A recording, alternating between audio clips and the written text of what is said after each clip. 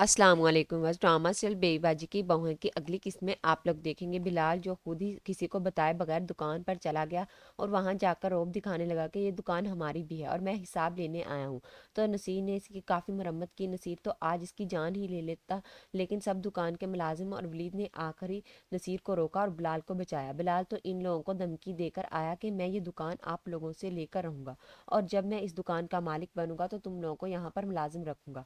बिलाल वहां से सीधा पुप्पो के पास गया तो पुप्पो ने इसे यही कहा कि इतनी जल्दबाजी की क्या जरूरत थी, थोड़ा हौसले से काम लो। इसने तो आज पुप्पो से यही डिमांड कर दी कि दुकान मेरे नाम कर दो, मैंने आप लोगों की इतनी मदद की, मेरा इतना हक तो बनता है। और साथ साथ ये भी कह दिया कि मैं आशीष से शादी करना चाहता हूँ।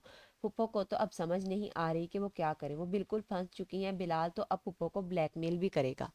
अजरा ने भी नसीर को फ़ोन करके यही कहा कि तुम लोग वकील के पास जाओ, अपने कारोबार को बचाने की कोशिश करो, लेकिन अभी सिर्फ कारोबार हासिल करने का सोचो, बाकी काम हम प्लानिंग के साथ करेंगे। अजरा ने अस्मा को भी समझाया तो वो भी मान ही गई। रामीन जिसने वासिफ को डॉक्टर का नंबर दिया था कि इसको जाकर फ़रत का चेकअप करवा देना, बहुत बड़ी डॉक्टर है। फ़रत और वासिफ वहाँ गए तो इस डॉक्टर ने सीधा जवाब दे दिया कि फ़रत कभी माँ नहीं बन सकती।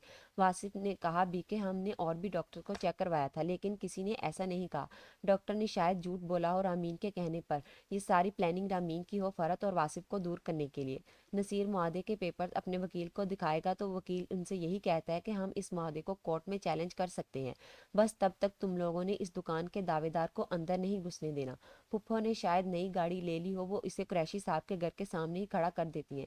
कुरैशी साहब तो इनसे यही कहते हैं कि हमारे घर का रास्ता बंद हो गया है, अपनी गाड़ी यहाँ से हटा लें। लेकिन पुप्पो कहाँ मानने वाली हैं, वो तो साफ कह देती हैं कि तुम लोगों ने कौन सा यहाँ से जहाज गुजारना है जो मैंने रास्ता रोक लिया है।